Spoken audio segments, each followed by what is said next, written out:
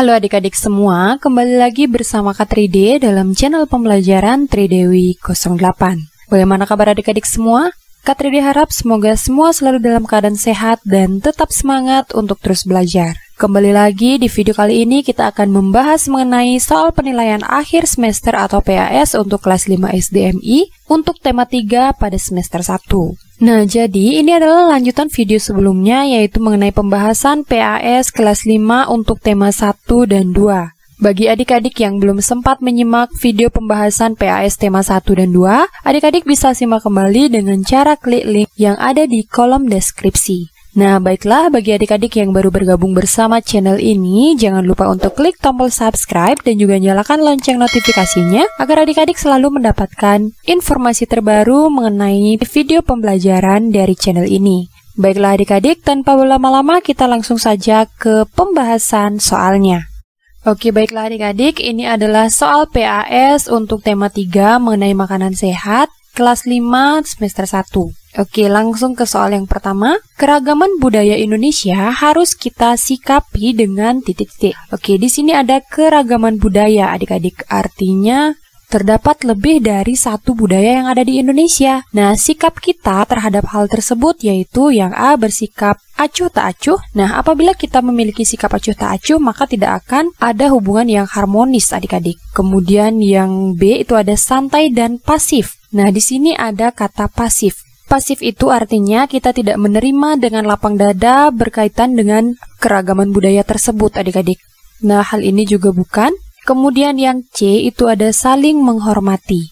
Nah, dengan sikap saling menghormati terkait keragaman budaya, maka nantinya akan tercipta hubungan yang harmonis adik-adik.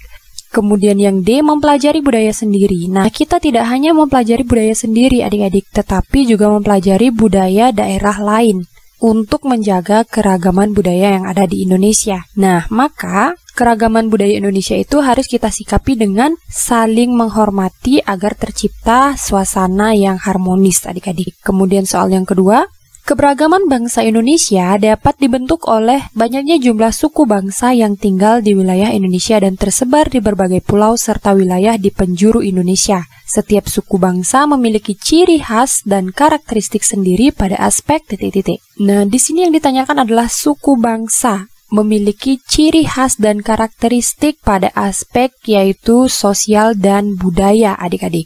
Nah, jawaban yang paling tepat untuk soal yang nomor 2 adalah option yang B. Kemudian lanjut ke soal nomor 3. Salah satu keberagaman budaya adalah rumah adat. Rumah adat di bawah ini berasal dari titik-titik. Oke, adik-adik kita perhatikan di sini ada gambar rumah adat.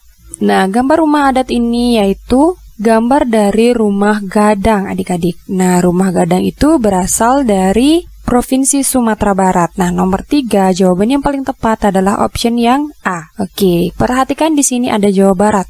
Nah, rumah adat Jawa Barat itu disebut dengan rumah joglo adik-adik. Kemudian di sini ada Kalimantan Barat disebut dengan rumah radakang. Kemudian yang D di sini ada Nusa Tenggara Barat. Nah, rumah adat Nusa Tenggara Barat itu disebut dengan Bali. Oke, jadi nomor 3 jawabannya adalah rumah adat gadang berasal dari Sumatera Barat. Lanjut ke soal nomor 4. Bagi seorang pelajar, perilaku dan semangat kebangsaan dalam mempertahankan keberagaman budaya bangsa dapat dilaksanakan dengan cara sebagai berikut. Kecuali. Nah, perilaku dan semangat kebangsaan dalam mempertahankan keberagaman budaya bangsa dapat dilakukan dengan cara kecuali. Nah, berarti yang ditanyakan adalah yang bukan adik-adik. Kita cermati option yang A, mempelajari dan menguasai salah satu seni budaya sesuai dengan minat dan kesenangannya. Nah, itu merupakan salah satu perilaku dan semangat dalam mempertahankan keberagaman adik-adik. Kemudian yang option B, mengetahui keanekaragaman budaya yang dimiliki bangsa Indonesia,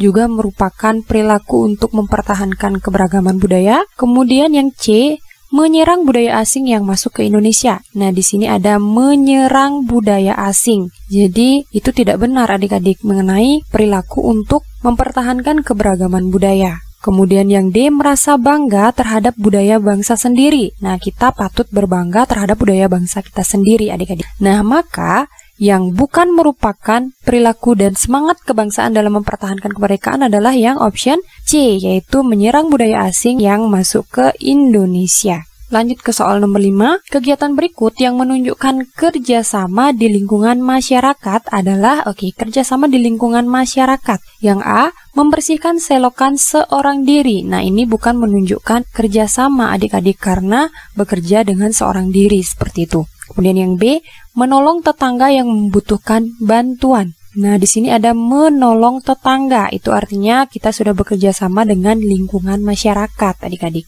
Kemudian option yang C, tidak ikut bekerja bakti membersihkan lingkungan. Nah, tidak ikut bekerja bakti itu bukan merupakan bentuk kerjasama. Kemudian yang D, mengerjakan tugas sekolah di rumah. Jadi, ini berkaitan dengan lingkungan sekolah, adik-adik, bukan lingkungan masyarakat. Sehingga nomor 5 jawaban yang paling tepat adalah option yang B.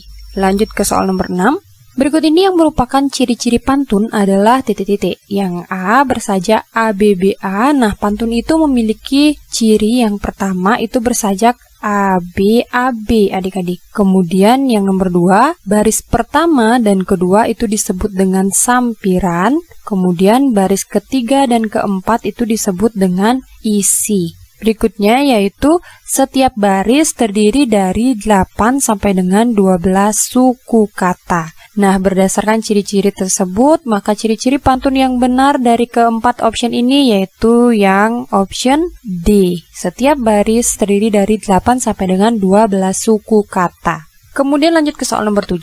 Pantun merupakan puisi lama yang berasal dari Indonesia. Isi pada pantun terdapat pada baris titik-titik. Nah, isi terdapat pada baris ketiga dan keempat, adik-adik. Maka soal nomor 7 jawabannya yaitu yang option D. Lanjut ke soal nomor 8. Perhatikan pantun berikut. Pantun tersebut termasuk jenis pantun titik-titik. Oke, kita perhatikan pantunnya di sini adik-adik. Pagi-pagi ikut aerobik, jangan lupa pakai sepatu. Berkaki 4 dan mengembik, hewan apakah itu? Nah, jadi pantun ini mengandung tebak-tebakan adik-adik. Nah, pantun yang mengandung tebakan itu biasanya disebut dengan pantun teka-teki adik-adik. Nah, sehingga jawaban yang paling tepat untuk soal nomor 8 ini adalah option yang C, yaitu pantun teka-teki. Nah, kita perhatikan di sini ada pantun nasihat. Jadi, pantun nasihat itu berisi tentang nasihat moral atau pendidikan biasanya adik-adik. Kemudian yang B di sini ada pantun jenaka. Nah, pantun jenaka itu biasanya berisi tentang pantun yang mengandung unsur lucu dan tujuannya itu dibuat untuk menghibur adik-adik. Kemudian yang C di sini ada teka-teki, yaitu pantun yang mengandung tebak-tebakan atau teka-teki adik-adik, atau pertanyaan yang ditunjukkan ke pembaca atau pendengar. Kemudian pembaca dan pendengar itu diberi waktu untuk menebak jawabannya. Contohnya itu seperti ini adik-adik. Jadi ini termasuk contoh pantun teka-teki. Kemudian yang D itu ada pantun kiasan. Nah, pantun kiasan itu merupakan pantun yang berisi tentang peribahasa atau kiasan yang bertujuan untuk menyampaikan maksud dengan cara tersirat. Seperti itu adik-adik. Kemudian kita lanjutkan ke soal nomor 9. Pergi ke toko beli kedondong, buahnya matang dibeli 2. Jadi anak jangan suka berbohong agar disayang orang tua. Amanat dari pantun di atas adalah, nah yang termasuk amanat itu adalah isi dari pantun adik-adik, di mana isi pantun itu yaitu baris ketiga dan keempat. Nah, isi ini sama juga dengan amanat adik-adik. Sehingga amanat dari pantun ini yaitu agar disayang orang tua, ketika berbicara itu jangan berbohong. Nah, maka jawaban yang paling tepat adalah option yang D. Lanjut ke soal berikutnya. Perhatikan penggalan pantun berikut. Jikalau ada kasur yang basah, jemurlah ia di tanah datar. Nah, penggalan pantun di atas merupakan bagian dari titik-titik. Oke adik-adik, penggalan pantun ini disebut dengan sampiran. Nah, maka jawaban yang paling tepat untuk soal nomor 10 ini adalah yang option C. Lanjut ke soal berikutnya. Amati gambar bagan pencernaan hewan ruminansia berikut. Oke, di sini ada gambar dari pencernaan sapi adik-adik. Sapi itu merupakan hewan ruminansia. Nah, pertanyaannya, makanan yang sudah dikunyah akan masuk ke dalam titik-titik melalui kerongkongan. Nah, pertama, sapi itu akan makan rumput, kemudian setelah dikunyah di mulutnya, rumput tersebut akan langsung menuju ke rumen adik-adik. Nah, rumen itu juga sering disebut dengan perut besar. Nah, maka jawabannya adalah yang A. Kemudian di sini ada omasum. Omasum itu sering disebut dengan perut kitab. Kemudian ada abomasum. Abomasum itu sering disebut dengan perut masam. Kemudian ada retikulum, itu sering disebut dengan perut jala. Nah, jawaban nomor 11 yang paling tepat itu adalah yang A, yaitu rumen. Lanjut ke soal nomor 12. Urutan proses pencernaan pada manusia di bawah ini secara berurutan adalah, nah, urutan proses pencernaan manusia itu yang pertama dari mulut, adik-adik. Nah, setelah mulut itu menuju ke kerongkongan, kemudian setelah kerongkongan akan menuju ke lambung, kemudian setelah lambung itu ada usus halus, setelah usus halus itu ada usus besar, dan terakhir yaitu bermuara di anus, adik-adik. Nah, maka yang paling tepat urutannya yaitu yang option A. Kemudian lanjut ke soal berikutnya. Amati gambar organ pencernaan manusia di bawah ini. Pertanyaannya, setelah makanan yang telah halus didorong melewati kerongkongan masuk ke bagian yang ditunjukkan oleh nomor titik-titik. Nah, setelah makanan dikunyah di dalam mulut, kemudian akan melewati kerongkongan menuju ke lambung, adik-adik. Nah, lambung itu ditunjukkan oleh gambar nomor 3. Iya, betul sekali. Maka jawaban nomor 13 yang paling tepat adalah option yang C. Nah, kita cermati di sini ada gambar nomor 1 yaitu mulut, kemudian yang kedua itu kerongkongan, yang ketiga lambung, yang keempat usus halus, yang kelima usus besar yang berwarna hijau ini, kemudian yang terakhir ini namanya anus, adik-adik. Nomor 13 yang paling tepat adalah option yang C. Lanjut ke soal nomor 14. Organ pencernaan pada manusia yang berfungsi untuk menyerap sari-sari makanan yang nantinya akan diedarkan ke seluruh tubuh adalah fungsi dari organ titik-titik. Nah, fungsi untuk menyerap sari-sari makanan itu adalah fungsi dari usus halus. Nomor 14 jawabannya adalah yang B. Lanjut ke soal nomor 15. Pada saat tidur, Mirsa terbangun karena merasakan perutnya mulas. Mirsa lalu buang air besar. Beberapa saat setelah selesai, Mirsa merasakan gejala yang sama hingga bolak-balik ke toilet. Menurut kalian, Mirsa mengalami gangguan pencernaan yang disebut titik-titik. Nah, jadi perut Mirsa itu mulas, kemudian gejalanya itu sama hingga bolak-balik ke toilet untuk buang air besar, adik-adik. Itu artinya Mirsa mengalami gangguan berupa feses encer, yaitu diare, adik-adik. Nah, nomor 15 jawabannya adalah option yang B. Oke, di sini ada mah. Mah itu adalah gangguan yang terjadi akibat telat makan, adik-adik. Nah, kemudian yang D ada apendisitis.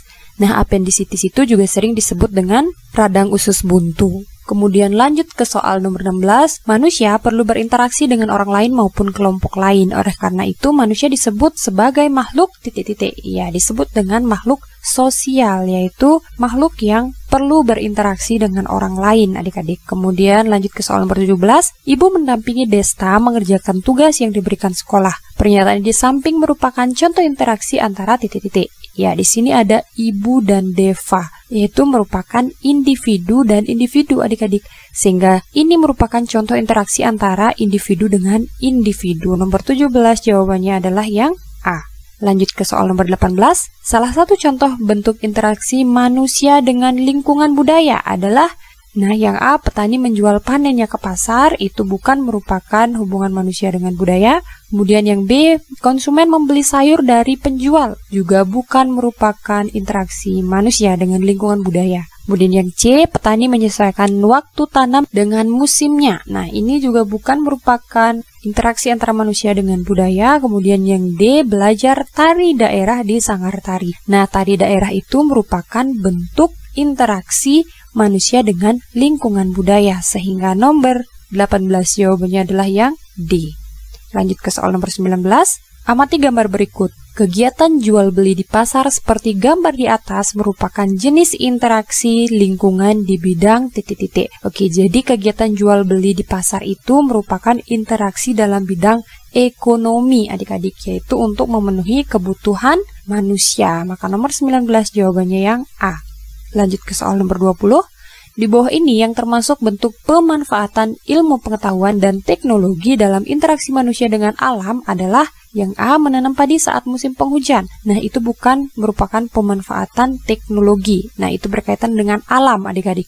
Kemudian yang B, membajak sawah dengan traktor. Nah, membajak sawah dengan traktor itu merupakan penerapan pemanfaatan ilmu pengetahuan dalam interaksi manusia dengan alam. Kemudian yang C, menjual hasil panen padi di pasar dengan gerobak. Nah, gerobak itu masih merupakan alat tradisional adik-adik. Kemudian yang D, menggemburkan tanah dengan cangkul. Nah, cangkul juga merupakan alat tradisional. Maka pemanfaatan ilmu pengetahuan dan teknologi dalam interaksi manusia dengan alam itu adalah yang B, yaitu membajak sawah dengan traktor. Lanjut ke soal nomor 21.